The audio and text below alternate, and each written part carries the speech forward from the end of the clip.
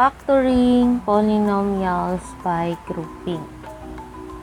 Okay, so we can also use the grouping method in factoring polynomials. So for example, we have 2y times x plus 3, and then we have 8 times x plus 3. Okay, so what did you notice about this given? So as we can see inside the quantities here, we have the same values, right? We have x plus 3 and then x plus 3 here.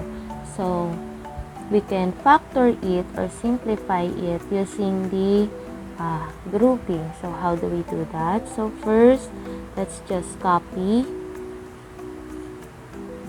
the factors, or let's just copy this given here, the value inside the quantity, so that is x plus 3, and then let's group these terms here in one quantity, so that is 2y minus 8, and that's it. So these are the factors for this polynomial. Okay, so let's have another one. There you go. So we have the same values inside the quantities, so we can write it as 1. So 2a minus b, and then let's group the terms here outside the quantity, so that is 10y plus 6y. Since this is positive, we have the sign here is also positive. Okay, so as we can see here,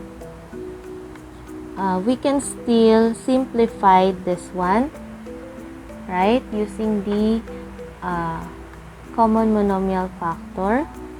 So the GCF, or the common monomial factor of 10y and 6y, is 2y, right? So both of them are divisible or can be divided by 2y.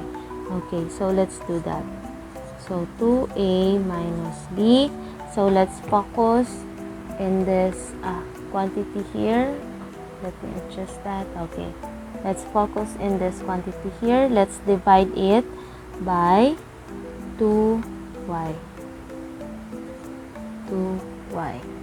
Okay, so 2y, and then let's divide it. So that is 10y divided by 2y, that is equal to 5, plus, so 6y divided by 2y, that is equal to 3. So that means the final factor is this one here. Now let me arrange that in more desirable form.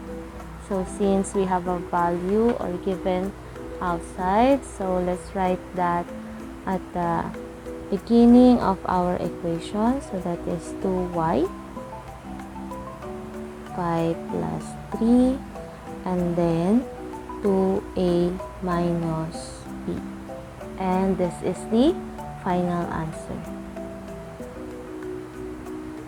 So again, if you can still simplify the terms, you need to simplify it. Okay, so this is the simplified terms, or in other concept, it is also called the lowest term. Okay, the more desirable form or term for these factors.